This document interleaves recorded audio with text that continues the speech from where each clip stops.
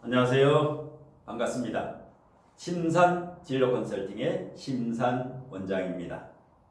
오늘은 사주의 원국과 대운과 세운을 통변하는 방법에 대해서 설명을 해드릴까 합니다.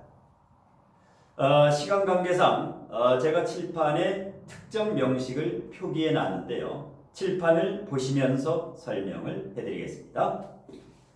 자, 오늘 강의 주제가 이제 사주의 원국과 대운과 세운을 정확하게 통변하는 통변 방법인데요. 자, 오늘 강의 순서는 이 건명, 특정 남자의 사주를 예를 들어서 이 사주에 대한 원국을 먼저 분석을 하고요. 두 번째는 이 사주의 대운, 1대운부터 5대운, 6대운까지 대운의 흐름이 어떻게 펼쳐지는가. 세 번째는 세운, 내년에 2020년부터 2025년까지 세운 연도별로 어떠한 운이 펼쳐지겠는가. 마지막으로 이 사주를 운을 좋게 해주는 개운법은 어떤 방법이 있는가. 이런 순서대로 이제 설명을 해드리는데, 우선 이 사주의 원국부터 한번 분석을 해보겠습니다. 자, 가장 먼저 원국은 어떤 사주가 되건 간에 오행으로 분류하고 육친으로 분석을 해야 됩니다. 자, 오행, 목화토금수의 개수를 파악하고, 그 다음에 육친의 점수로 환산을 해서, 그 다음에 이제 통근, 투간, 투출을 고려하면 되는데요. 자, 일단 목화토금수 오행을 고루 갖추고 있죠. 목이 하나 있고 간목이, 그 다음에 화가 두 개가 있죠. 정화하고 사화가. 그 다음에 토 오행이 세 개가 있죠. 진토, 축토, 진토. 그 다음에 금 오행이 일간 하나가 있죠. 신금. 그 다음에 수 오행이 하나가 있죠. 여기에 임수가 있죠.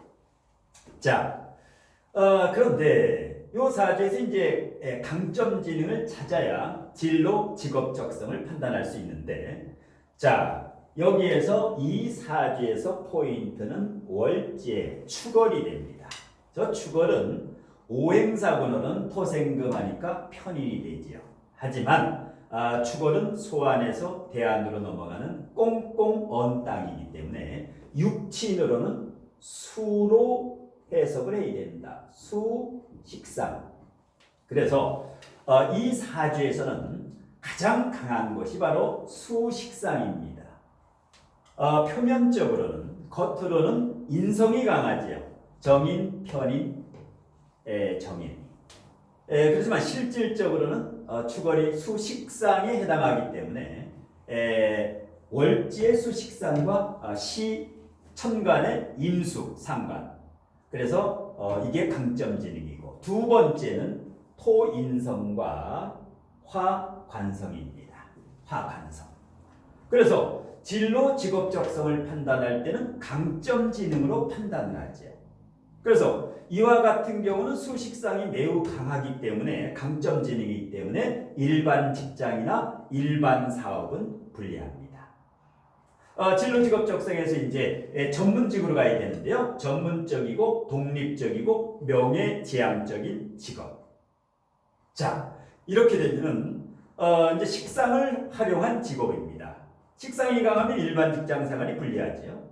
자, 그 다음에 재성이 지금 약하기 때문에 일반 사업보다는 전문적인 거, 식상을 활용할 수 있는 거. 식상이 뭡니까? 연구라든가 언변술이라든가 이런 것을 활용할 수 있는 직업, 연구, 개발, 언변술 이런 게, 예를 들어서 이제 교수라든가, 그 다음에 교사라든가 강사라든가 어떤 상담사도 되고, 특히 연구원도 되죠. 식상과 인성이 발달했다. 그러면 토생금, 금생수, 입력과 출력이 원활하게 되지요. 자, 그래서 이제 진로 적성은 강점 지능을 뽑는다. 용신으로 직업을 뽑는 게 아니라 강점 지능과 약점 지능. 그래서 강점 지능을 뽑아서 진로 적성을 판단을 하면 됩니다. 그 다음에 이것이 학생일 경우에는 예를 들어서 이게 이제 중학생부터 이렇게 쭉 펼쳐진다. 만일에 이제 이게 학생일 경우에는 특목고와 자사고는 불리하지요. 왜냐? 관성은 단단한데 비경겁제, 신앙관항하지 못하고 일단 일간이 좀 약하지요. 이럴 때는 일반 고등학교로 진학해서 수시 모집으로 정시보다는 수시가 유리합니다. 왜냐하면 금극목으로 해서 목의 기운보다는 토, 인성, 관인상생, 관성과 인성의 기운이 강할 때는 문과 적성이 70%, 이과 적성이 30%가 됩니다. 그래서 이제 그 문과에서 전문직으로 가면 되고 일반고로 진학해서 정시가 아닌 수시 모집으로 대학을 들어가야 됩니다. 그리고 평관이 월천간에 떴기 때문에 국립보다는 사립대학교.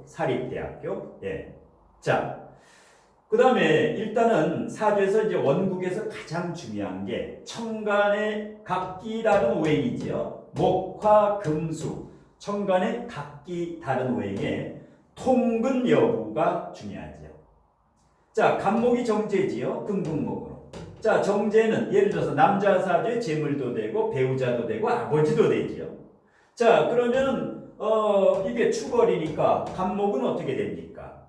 억부로 용신이 되지요. 축월의 인성이니까 제극인 이 목으로 매금을 막아줘야죠. 토다금매 매금을 막아주는 중요한 역할을 하는 희신이 되지요. 억부로. 조후로 억부는 용신이 되고 조후로는 희신이 되죠. 굉장히 중요한 존재인데 이것이 힘이 있느냐 없느냐. 힘이 일단 뿌리를 내리고 있죠. 진토 위에 간목. 이 촉촉한 땅 위에 그 다음에 진중 개수도 있고 을목도 있고 수생목이 되면서 간목을 살려주지요.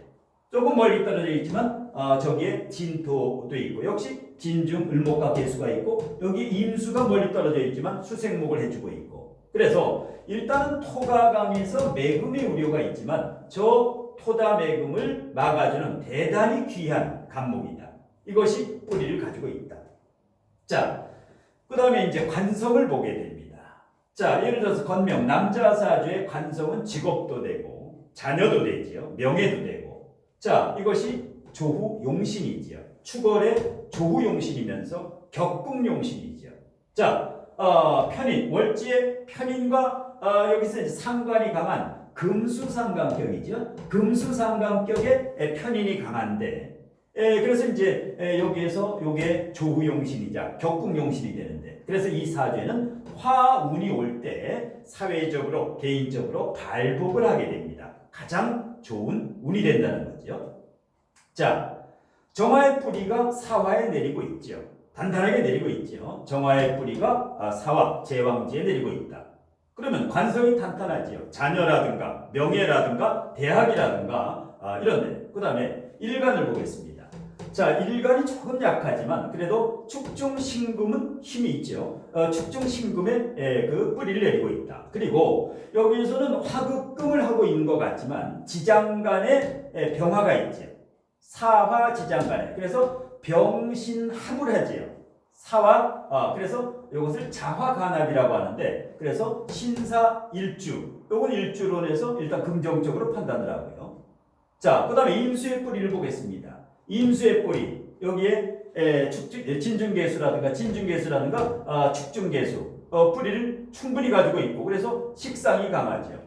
그래서 통근의 여부가 대단히 중요합니다. 지지에서 봤을 때는 투간 투출 여부, 그 다음에 이제 지장간까지 이렇게 분석을 했을 때 일단은 전부 써먹을 수가 있다. 활용할 수가 있다.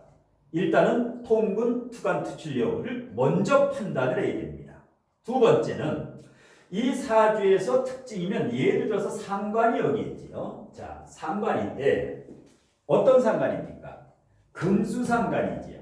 그 다음에 전체적으로 오행에서 수오행이 하나밖에 없지요. 수오행이. 이것이 시천간에 있다. 시천간. 이것을 시상일이 기격이라고 하죠. 시상일이 기격. 이것은 초년, 청년, 장년, 말년으로 갈수록 이것은 이 상관은 직업이 됩니다. 일간이 바라보고 있는 게 시상일이 기격이라고 하는 것은 월지가 직업궁이지만 이것은 청년기 때, 중년. 이것이 이제 중년에서 장년, 말년으로 가면은 식상을 활용하는 것이 자기의 직업이 됩니다. 이것은 이제 시상일이 기격은 특수격이죠. 그 다음에 상관이 있을 때는 반드시 인성 여부를 봐야 됩니다. 그래서 이제 상관이 부정적인 작용을 하지 않도록 이게 정인이죠. 자, 이렇게 상관이 있는데 정인이 있으면 상관폐인이라고 하죠. 그 다음에 상관이 이게 이제 편관이죠. 자, 편관이 칠살작용을 하는 경우는 사주가 편중되거나 아니면 조가 맞지 않았을 때 이게 칠살작용을 하는데 이것은 조가 맞죠. 일단 추월이지만 여기 사화와 정화가 있기 때문에 조를 해결해주고 있죠. 간목까지. 그래서 일단은 칠살작용을 하지 않고 귀살작용을 한다. 왜? 상관, 정임합, 상관 합사를 하고 있죠. 정임합이라고 하는 것은 상관과 편관이 서로 부작용을 막아주는 정임합해서 목으로 가려고 하죠. 목으로. 이 사주에서 목은 억부용신이면서 조후 희신이라고 했죠.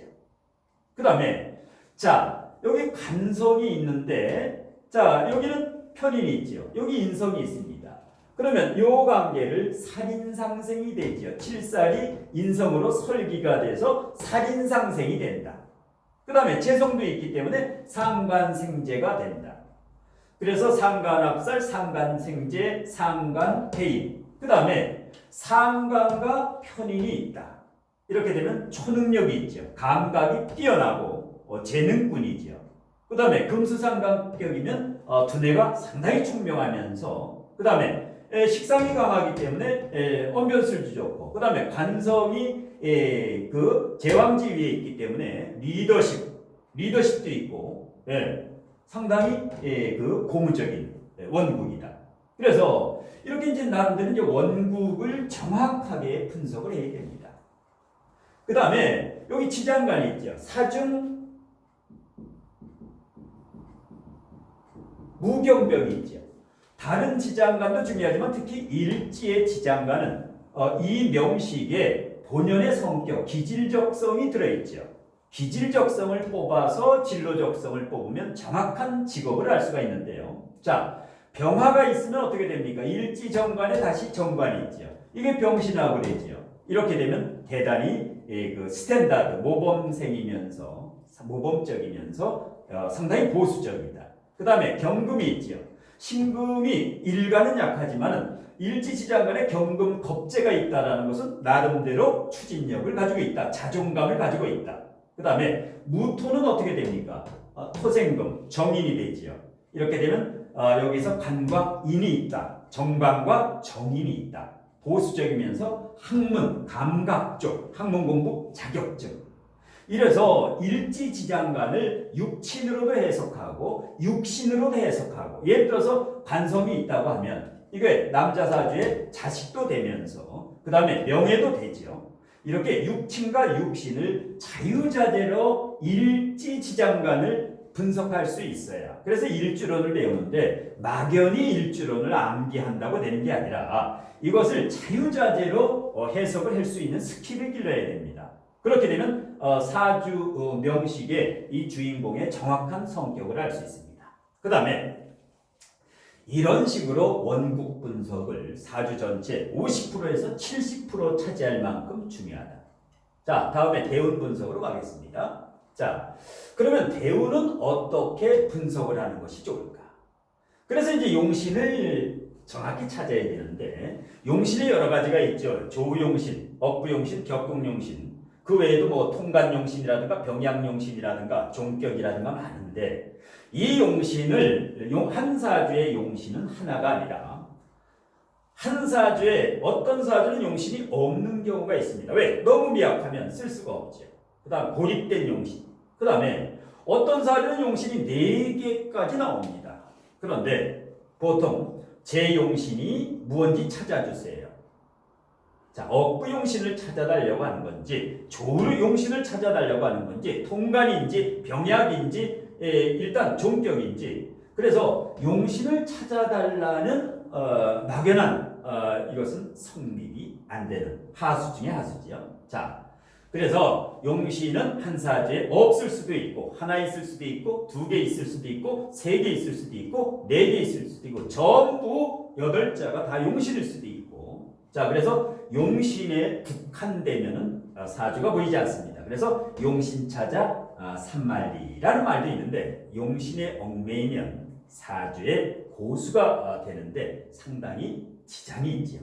자, 대운을 분석을 한번 해보겠습니다. 자, 대운을 분석할 때는 용신을 왜 공부를 해야 되느냐? 대운을 분석하기 위해서 용신, 조우용신, 억부용신. 그러면 이 사주에 아까 얘기했죠? 억부용신이고 조우용신입니다. 조우로 시신이고 조우로 용신입니다. 그래서 목화가 절실히 필요했는데 자, 1, 2, 3, 4, 5, 6대운에 인묘진 목으로 30년 가죠. 4, 5, 미 화로 30년. 조우와 억부용신은 쫙 펼쳐집니다. 그러면 자, 이게 이제 아스팔트가 펼쳐졌죠. 대운을 아스팔트냐 비포장 도로냐 질퍽질퍽한 도로냐 여기에 따라서 그래서 대운도 대단히 중요한데요. 그러면 자, 이렇게 용신운이 오면 60년이 다 그 발복을 하고 아무 걱정 없이 살아가느냐? 그게 아니죠. 아무리 용신운이더라도 여기에서 암초를 만날 수 있고 용신 희신운 중에도 일단 급이 있습니다.